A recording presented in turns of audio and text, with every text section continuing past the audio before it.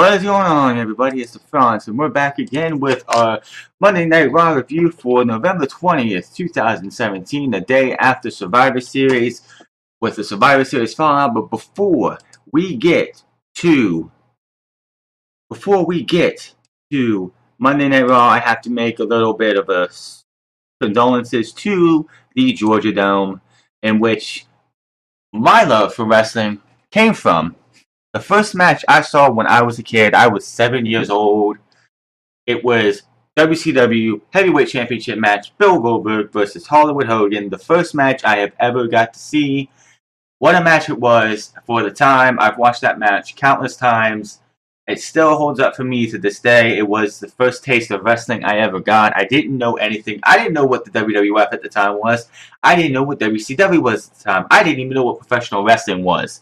I came home from school, I believe, one day, or I woke up one day and my dad's like, "Dude, you got to see this match. This wrestling thing, this thing called wrestling, these people called WCW. This guy, Bill Goldberg, he's huge. He's a monster. He just takes this because my dad knew more about wrestling and everything before I did. He got to see Hogan in his heyday. He got to see the Ultimate Warrior. He got to see all these guys that I knew nothing about. Puts the tape into the VCR." Turns on the match, get to see Goldberg pretty much demolish Hollywood Hogan and take the world title. That was awesome. It was at 97, 98. I don't remember when Goldberg actually won the title. I was young. Maybe it was 98. Was it 98? Probably 98. Yeah, it was 98. That's right. It was 1998. If I remember history right. But I was 8 years old, and I have not looked back. It's been 19 years since that. And it was the match that started it all. Hogan did put a tweet out today talking about how the Georgia Dome exploded for that match. And yes, it did. It was the biggest pop of WCW in its entirety. The Georgia Dome pretty much blew off that night, literally. Like, it was that big of a crowd reaction when when the ref hit the mat 1, 2, 3 and gave Goldberg that title. And I haven't looked back. I'm here now, doing my best to try and do these reviews. I'm new to this. I'm inferior, I know, compared to JD and Solid Monster and Brian Zane and all these other guys and ladies too, if there are ladies out there who do this. I don't know.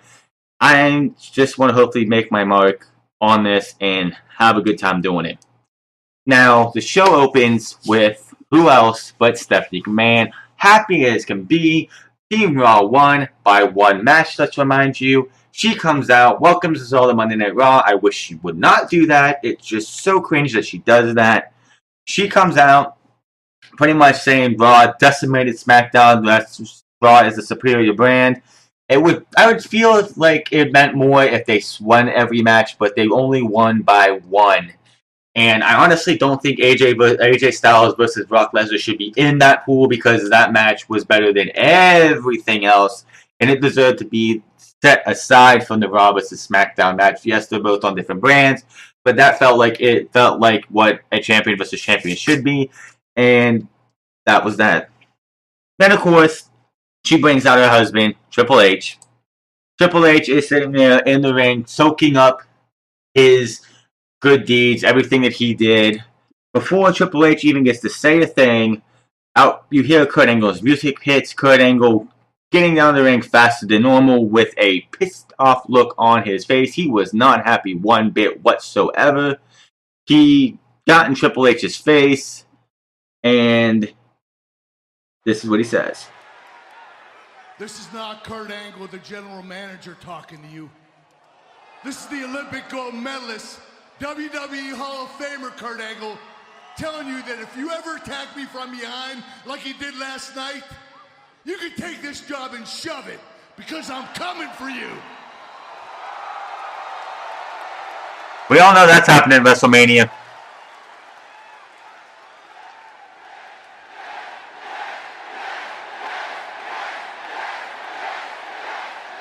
Oh, but Kurt, you are speaking to the COO of WWE right now as the general manager of Monday Night Raw. And I appreciate all of that intensity. I appreciate that fire. You brought it last Tuesday on SmackDown Live. You brought it last night. Do not jeopardize your career again. Don't. Then Jason Jordan comes out as well. Coming down with the same look that pretty much Kurt Angle had on his face. Mad as can be. Hold on, son. Stephanie's right. I'm the general manager. You're just a competitor. You know what? Then put me in a match with Triple H tonight. Oh, the crowd went wild because they wanted to see Triple H versus Jason Jordan. So you want to see Triple H bury Jordan even more. He does that enough on his own. Kurt, you don't have the authority to make that match. What? Are you a coward?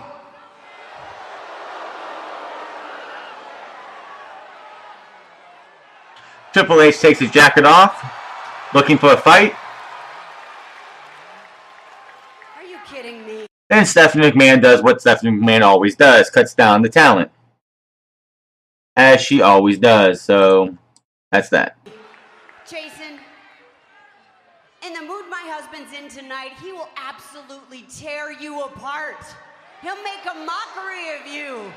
And you're too naive to even understand that. Triple H isn't afraid of you. He isn't afraid of anyone. He's certainly not afraid of anyone in that locker room. Then out comes Braun Strowman, also seething from what Triple H did last night, and especially with Braun Strowman. And Kurt Angle and Steph McMahon have the shocked looks on their faces. Braun Strowman coming down the ring fast as can be. He gets in Triple H's face. Nothing is said between these two. Triple H backs out of the ring.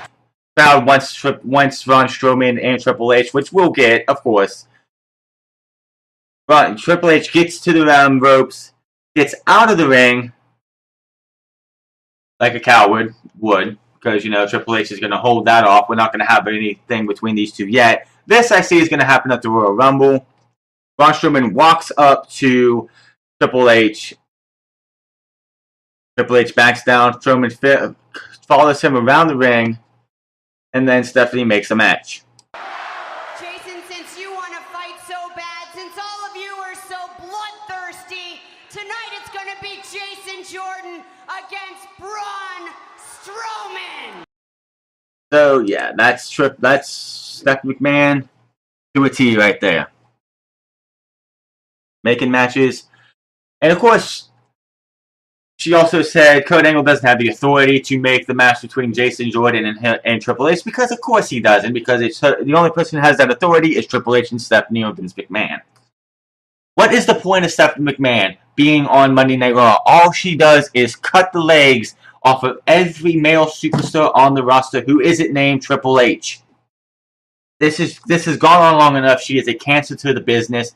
Take her off TV. Put Triple H in charge as commissioner. If anything, at least if he's pushing somebody around, they can retaliate. Stephanie McMahon can do this all she wants because nobody can do anything about it. If she was to do this to Asuka or Sasha Banks or Bayley, they could do something about it because it's a woman-on-woman affair. She can do this to men because this isn't the Attitude Era anymore, and she can just say what she wants, do what she wants, and nothing can happen. The last time anyone did anything to Stephanie McMahon, if I'm correct, is when Vicky Guerrero threw her in that pool of I don't even know. But this has gone on long enough. I just get Stephanie off TV, please. Put Triple H in charge as commissioner. Have him be the guy in charge. We don't see him that much. He'll come in when he needs to. Making him commissioner would make sense because him and Kurt Angle could butt heads for the next few months. And we can have them go up against at WrestleMania. If Kurt wins, he keeps his job and Triple H is out of power. If he loses, Kurt Angle loses his job and, from there on out. First match of the night was Finn Balor and Samoa Joe, which was a decent TV match in my opinion. That's my opinion only. Fight me if you want. Online. Just kidding. Joe had Finn Balor's number for majority of this match. Finn did get a couple good moves in. Joe hit a nasty STO towards the end of the match.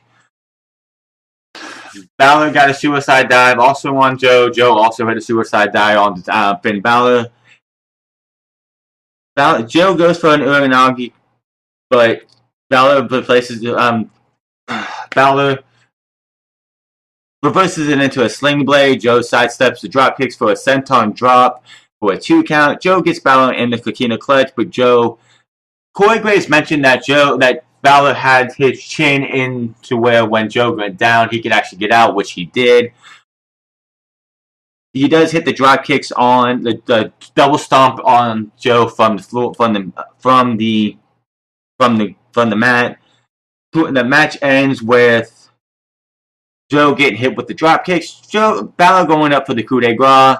Joe grabs Finn Balor, takes him off, gets him in the coquina clutch. The biggest important thing you got to see is that Finn Balor does not tap out; he passes out, showing that he's not going to give Samoa Joe the satisfaction of tapping out. When it comes to somebody like Samoa Joe, who is a submission specialist, just like in the MMA world, the submission specialists in the WWE or wrestling world love to see their opponents tap out. They don't want them to pass out; they want them to tap out because it's them, the person putting the submission on, getting their opponent to quit. After the match, we go up to the announcers talking about how their next pay-per-view is the Royal Rumble. So you got to think, Raw doesn't have a pay-per-view for 2.5 months. Think about that one. There's at least 60 days plus that there is not a Raw pay-per-view. What are they going to do in that time period? It's just going to be a dead period for Raw. Are we going to get like a Sin City SmackDown or a Night of Champions Raw where we get every title on the line or something like that? I don't know. We have a long way to go. I could see them a week or before after the SmackDown pay-per-view doing some kind of special Raw event, at least so we have something to look forward to, because right now there's really nothing to look forward to for 2 months. Good grief. Good grief. This is going to be a long run for SmackDown. We had a promo for Miz TV with Roman Reigns that I even put in my notes, does this mean the Shield is done? Because the way the announcers were talking, it made it sound like, oh, they had the Shield reunion at Survivor Series, now Roman's back on his own. We do find out later on that is not the case. We come back from commercial and we get the stupid promos we do every year at this time of year with somebody, a tag team or a superstar who's not being used in a major program, doing the, hey, come to WWE shop and spend your money. Here, you can get this Steve Austin Christmas shirt. You can get this John Cena pillow. You can get this. You can get that. This time it was the Good Brothers. Luke Gallows and Cole Ellison, which they should use that. That should be their tag team name when they're just themselves. The Good Brothers. It's a cool name. But they don't mean anything anyway. They had a promo looking back at the awesome Brock Lesnar AJ Styles match, which was a pretty good match.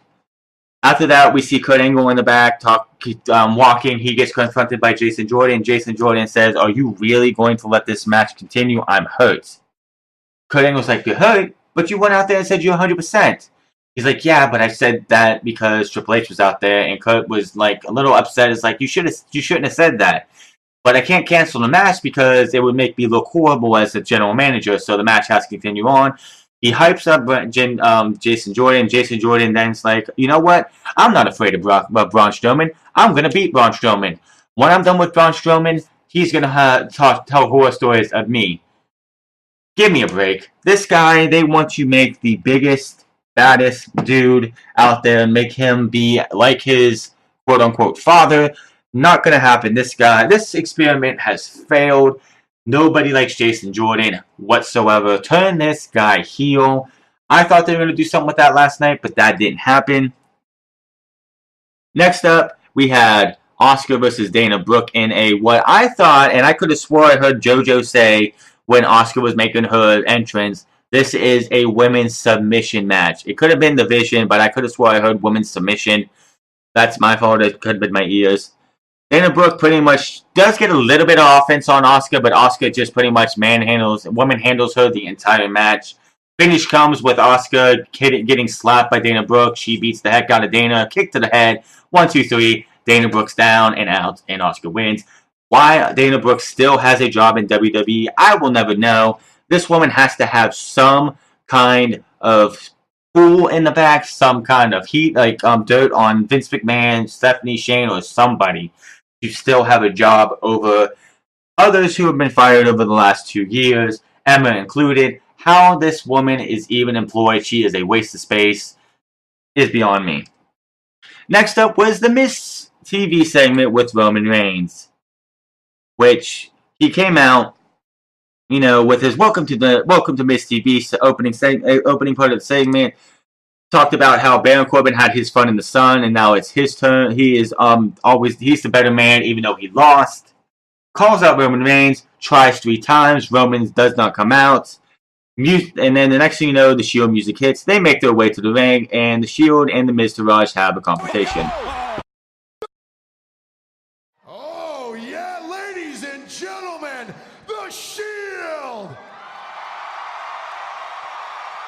Oh, come on! The brothers in arms back together again!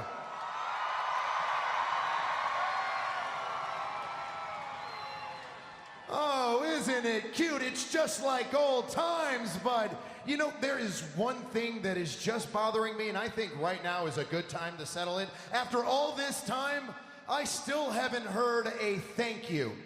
There's never going to be a situation in this world where the Shield thanks The Miz. You 3 are so ungrateful.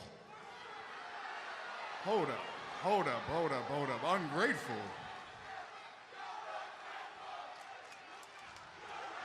I swear, the crowd just wants to chant whatever somebody says. Like, they chant, "You're ungrateful" to the Shield right now, which, they don't feel that way about the Shield, but, it's something the Miz, it's something somebody said, so let's just chant it.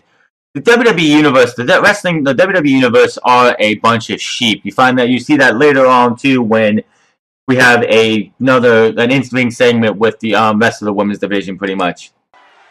Nah, man, Houston, we're not ungrateful. We won last night.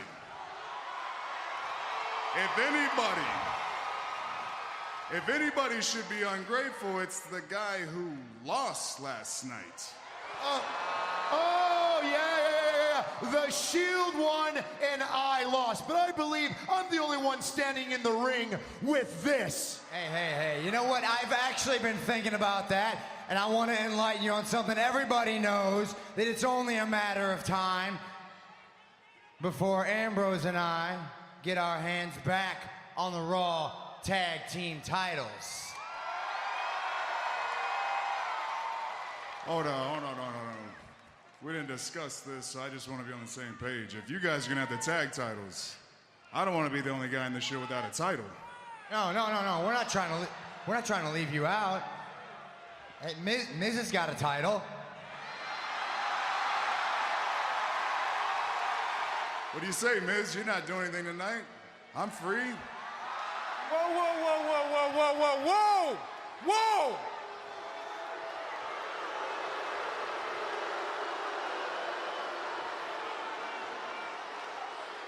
You don't just come to Miz TV and challenge the champ. Bo Dallas deserves way more better than what he has right now. You gotta go through us. Him and Curtis Axel both should be multi-time Intercontinental Champions, Tag Team Champions, or whatever else. So the Miz Taraj gets beat down. You have Ambrose and Rollins hit the finishers on Curtis Axel, and then Bo Dallas gets hit with a triple powerbomb as the Miz is up at the top of the ramp because he ran like a scared little kid. Kurt Angle then makes the match for but Roman Reigns and the Miz for the Intercontinental title later in the night. Next up, we have Ambrose and... Oh, wait. Before we have that, we come back and we see Braun Strowman being interviewed by, I believe it's Charlie Caruso, being asked what does he think about Jason Jordan, saying he's not afraid of Braun Strowman. Braun Strowman says, good, then that makes him better than everyone else, including Triple H. Setting the seeds for what will be Triple H versus Braun Strowman, most likely at the Royal Rumble, which... if given the right amount of time, I could see it being a decent match. Triple H, I don't know. What else does Braun Strowman have to do to prove that he should be the guy who takes the title from Brock Lesnar at WrestleMania, not Roman Reigns? I don't know. This guy has put the Monday Night Raw on his back and kept it from being a total dumpster fire. This guy, for this entire year, has been the year of Braun Strowman for the men's side of Monday Night Raw. Next, we had Sheamus and Ambrose in a match for, hey, these two are going to have a title match probably in a week or two or so. So let's have one of them from each side go head to head. Why not? I'm sure Seth and Cesaro will go one-on-one next week. This match was, the typical match between these two. Good match back and forth. Sheamus, the finish comes where earlier in the match, Seth Rollins was taken out by Cesaro, and Sheamus is setting up for a bro kick. Out of nowhere, Seth Rollins comes in from one side of the ring, leaps to the outside, hits Cesaro with a suicide dive, beats up on him, that distracts Sheamus. Sheamus gets hit with the dirty deeds, 1, 2, 3, and your winner is Dean Ambrose. Next up, we see Matt Hardy in the back putting his bag in the locker room when Jason Jordan comes up to him, asking him any advice for taking on Braun Strowman. Matt Hardy talks about everything that he's done in his career and his tenure in WWE, and it comes down to just saying, sometimes it's just not your night, and walks off. Out comes Little Miss Bliss, not looking too happy about last night, losing to Charlotte as she did. Comes out, starts to talk about everything, and then she starts talking about all the tweets she's seen. I've been reading all the tweets and messages that you guys have been sending. Oh, Alexa, you couldn't beat Charlotte, but what a great match. No, it wasn't. Thanks for your effort. Sorry you came up a little short. I really didn't appreciate that. At 5 feet, I would be really mad too. Match of the night. Well, now, you know what? You can save all your social media pity and pats on the back for someone else because I don't need them. I know how well I performed last night. And I only had 5 days to prepare for Charlotte, and I still took her to her limits. And the only reason she won is because she got lucky.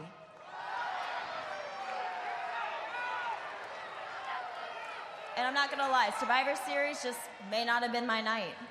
But make no mistake, 2017 has been the year of Alexa Bliss.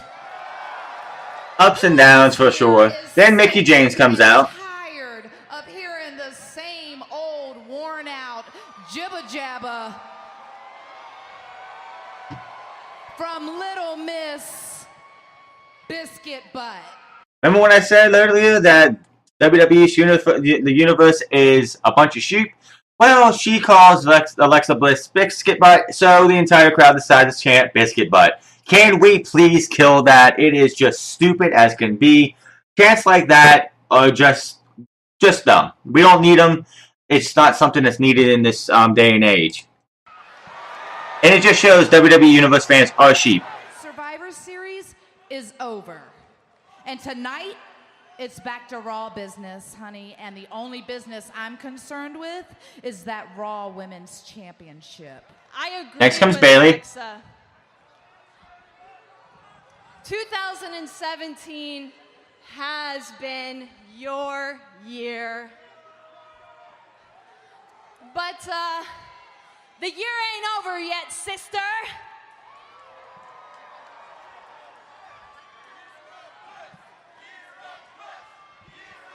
I am not the same woman that you beat for that women's championship. So, with all due respect, Mick. I don't know what has happened to Bayley since she's come back, since the whole Survivor Series thing started. She has seemed to up her game and be more of the Bayley we saw in NXT. Not completely, but she's seen a little bit more of that Bayley that we've been wanting to see this entire time she's been on the main roster. So I would like to see more of Bayley being this, not all about hugs and more about when she needs to be mean, she can be mean. We saw a lot of that in NXT. We haven't seen that much in the last 6 months, 7 months, 8 months of Bayley. So hopefully this is a step in the right direction to make Bayley look a lot better than she has been. But also, Mickie James, back of the line. You had your 2 shots. You lost both of them clean. You have no reason to say, hey, I should be in line for the WWE Raw Women's Championship. You've had your chances, and you lost. Time for somebody else to get it. I'm going to have to hop you in line because that championship is mine. Oh, Then Sasha. The consensus is in. Raw deserves a better women's champion. But no offense, Bayley, Raw doesn't need a huggable champion, nor does it need a highly decorated champion. What the A show deserves is a legit boss to represent. And not some little B like you. Little B. If Like, really? Raw needs a boss, I can't listen to her, but Alicia Fox comes out next, and she says she wants the title shot too. Kurt Angle then makes a match for the 4 women to see who's going to take on Alexa Bliss at a later date. The match really does not matter what happened in it because what happens afterwards. Like the match is going on, and a certain somebody makes their return. exactly. Oh, wrong one. A certain somebody who everybody thought was going to be here last week makes her return this week. The reason I think she didn't make her return last week is that she went on social media and kind of spoiled it for everybody. But this person does make a return. Yes. Beautiful. Yeah, the veteran of instincts of Mickie James, both women down, center of the ring. Nasty collision. Both women are down. Alicia Fox and Bayley on the outside of the ring. Who's going to take advantage of this situation right here? That's the question. And I don't know who the referee's name is, but the black referee is sitting there looking and saying, "Oh, you guys okay?" And he has the biggest shock look on his face when Paige's music hits. Let me skip ahead to where her music. I don't want to get hit with the copyright claims where she starts talking. I have to say, Paige looks like a shell of her former self. She does not look at all as good as she did last year before her injury and everything that happened with Alberto El Patron and all that stuff. She looks like she has lost a little bit of something with her. I don't know what it is, but she just doesn't look healthy at all. And what's with the extra red lipstick, by the way? Just a little bit too much. Like, she took the lipstick and added 3 or 4 layers. I'm sorry, ladies. I'm sorry. I didn't mean to interrupt your business. I just had something to say to you and every single one of these people out here today. And that is, I'm back. But I didn't come alone. So, to everybody in the WWE Universe who watched Monday Night Raw tonight, who did you think, when she said she wasn't coming alone, who did you think she brought with her? If you thought Peyton Royce and Billie Kay, you're wrong. I thought so too. And who we saw come with her, I was shocked and very, very disappointed.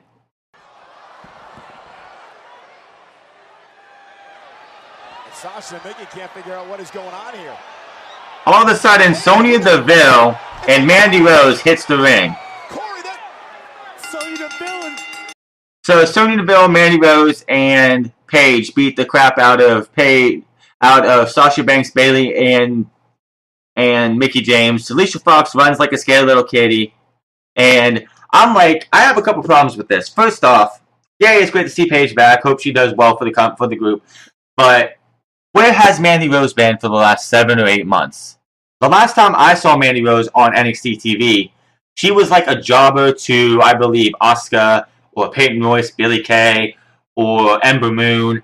Where has she been? I haven't seen her in, I don't know when. I think it was before NXT TakeOver in Orlando. I haven't seen her in ages. And so she's on the main roster now. And Sonya Deville made her NXT debut not too long ago as somebody, and they've been hyping her up a little bit. She has a match this Wednesday from the Houston special, from the TakeOver War Games against Ruby Riott. She's on Raw now. These two, out of everybody they could have brought up, from Ember Moon, Nikki Cross, Ruby Riott herself, they brought up Sonya Deville, and oh yeah, Peyton Rose, Billie Kay. But they brought up Sonya Deville and Ember and Mandy Rose. What? Are you kidding me? Has this women's division not suffered enough? You have Dana Brooke, who's terrible. You have Alicia Fox, who's only getting time because she complained and whined and cried to Lillian Garcia, who is still on good terms with WWE. So that's why that happened. They have Asuka, who's like probably going to be buried and probably going to lose the match in no time. You have Bayley, Sasha Banks, Alexa Bliss, Mickie James, who are all just thrown around, and this women's division is just awful. So you bring these two in, who are both for sure green as can be, and you're gonna have them come in and take spots of who? When Paige's music hit, I was like, "Yay, Paige is back! Let's see what she does." And then I went from, "Okay, this is awesome," to "You gotta be kidding me." Somebody in that, I know they're trying to do what they can to give the women more time on Raw and SmackDown, but somebody in WWE's creative still does not like the women's division. They brought Nia Jax up too early, in my opinion. Yes, she's gotten better, and yes, they built her up the right way because she was that type of character they could bring up early and still make her look like a monster. These two with Paige. When was the last time we had a women's faction? Team PCB. Team Bella, Team Bad. How well did that work out? How well did that work out, man? Ladies and gentlemen? Not really well. Not really well at all. Not really well at all. So, we go to commercial. We cut to the back. We have those three women coming, and Renee Young starting to talk. Ask them what was that all about. Alexa Bliss comes in, saying, "Good job, ladies. The other women got what they deserved." Paige introduces Sonya Deville and Mandy Rose to the champion. They all end up beating down Alexa Bliss and letting them know, "We're coming for you." Next up was Braun Strowman versus Jason Jordan.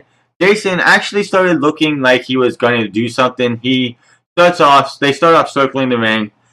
Jason Jordan actually stands face to face as he could, face to face with Braun Strowman and slaps Braun Strowman clean across the face. I was like, he's gonna get murdered. He's literally gonna be murdered. Like, Angle's gonna have to go to the morgue to identify the body. Jason Jordan gets out of the ring. Braun Strowman is seething. He finally gets back in the ring. Jason Jordan, I can't believe he tried to do this. He goes and he wraps Braun Strowman around the legs and goes to lift him up into probably a power slam, like one of those slams that they do. His knee buckles. His knee buckles. You can tell this guy is hurt in story. Braun Strowman goes for a running power slam. Jason Jordan gets out of that. But when he lands, his knee buckles again. He gets out of the ring. It looks like he's about ready to leave when out of nowhere, Kane, of all people, because they're going to keep doing this, chop blocks Braun Strowman from behind, beats him from pillar to post with a steel chair, gets him outside, starts taking his head and bashing it against the steel steps, takes the chair, puts it top against Braun Strowman's neck, throat, smashes it against the chair, against the steps, and walks off. Braun Strowman unable to breathe. Something like that I wouldn't expect them to do in this day and age with the PG era and not wanting to do anything in the neck area. They even had a TV show on Saturday mornings where they weren't allowed to do wrestling moves that are focused on the neck and head area. So to do something like that in this day and age, I'm really surprised. Then we had the lowest part of the show. Enzo and what he calls the Zoe train come out. I muted my TV immediately. Did not hear a word they said. Then the baby faces come out. I kept my TV muted. all I saw was Enzo throw Drew Gulak into the babyfaces. Everyone else but Enzo Amore start brawling as we go to break. We come back. There's an 8-man tag match for with all those cruiserweights. The faces end up winning. Who cares? The cruiserweight division has been hot garbage for months. Neville was the only thing. Neville and Austin Aries from WrestleMania till when Aries left was the only thing going in this division. And then when Neville lost the title to Enzo Amore, that pretty much just killed the Cruiserweight division. All of these guys should just walk out of WWE and be like, we're done. We came here to make a name for ourselves and actually do something, and you just treat us like garbage. I didn't think I would ever say that coming out of the Cruiserweight Classic, which was a wonderful, wonderful show. I loved every single match on that show. And to see where the Cruiserweight division is today is downright appalling. Triple H cannot be happy what has happened to what he helped make was this Cruiserweight division. Elias is up next to perform a song talking about how he feels great because Raw did great. He starts singing. He starts making fun of Matt Hardy. These two are not having a match, by the way. Matt Hardy interrupts. Those two get to brawling. Matt Hardy. This just got put on WWE's YouTube page about a backstage segment from Raw with Matt Hardy ready to reaching a breaking point. So I have not seen this. So we're going to hear this together, and I want to get a live reaction on this. This should be interesting. Excuse me, Matt. Elias seemed to really get under your skin out there. What got you so fired up? Last night he almost separated my shoulder, and he's still out there pushing my buttons. Mike Rome, now is not the time to push Matt Hardy. Elias, now is not the time to push Matt Hardy. If you continue to push me, I am going to reach my breaking point, and you're going to see how dangerous, how reckless, how foolhardy Matt Hardy can truly be.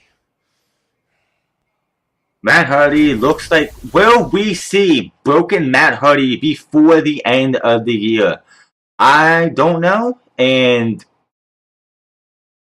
I would love to see it, but the problem I have with that is that Matt Hardy, well, like, even if he becomes broken in WWE, isn't going to be the broken you remember from TNA, Impact Wrestling, and all the indies if you want to see him in the indies. I saw him in What Culture Pro Wrestling last year in December. You're not going to see that broken Matt Hardy. It's going to be WWE spin on the broken Matt Hardy because they're not going to give him full creative control over this character if he becomes broken. The one thing that made broken Matt Hardy so special in TNA, in the Independents, in Ring of Honor, is that he had total control over his character. Vince McMahon will not let that happen.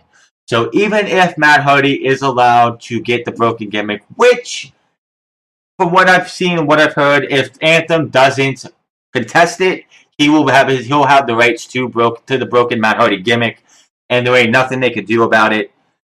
But just be warned to anybody who's hoping to see the broken Matt Hardy we saw in Impact Wrestling, in Ring of Honor, in What Culture Pro Wrestling, or any other independence promotion, it won't be the same, and don't be disappointed if Vince McMahon screws it up. Then the main event came. We had Roman Reigns versus The Miz for the Intercontinental Championship. Miz all at him by himself after, of course, the Miz Taraj got destroyed by the Shield earlier in the night. Roman Reigns came out to his music, the Roman Empire on the thing, in his singles attire with, the double R with his Superman punch guy on it. No, that didn't look like the Shield or anything. Looked like he was just being there as Roman Reigns. No Shield, no nothing. Miz, as Roman Reigns is coming down, is clutching the title and looking at it as like he knows he's losing this tonight. Anybody who thought when this match was announced that Roman Reigns was going to lose, you are a fool. Roman was winning this match no matter what. I don't even have to go over the match because it was just going to be Roman Reigns. Roman Reigns was winning this match. The finish to the match pretty much started when the bar came out to distract Roman Reigns. Roman got hit with a skull-crushing finale. Roman Reigns was actually over in Houston tonight. The crowd was all over Roman Reigns. They wanted Roman Reigns to win this match. I was shocked because last night he got booed when it was Roman Reigns. Last night, the crowd was pro-Shield, but anti-Roman Reigns. Tonight, towards the end of the match, you heard, "Let's go Roman," and a faint, "Roman sucks."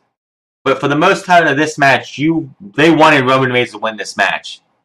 Like, I don't think Roman Reigns has been this over in a singles role, because in this match it was a singles role until, of course, the rest of the Shield came out.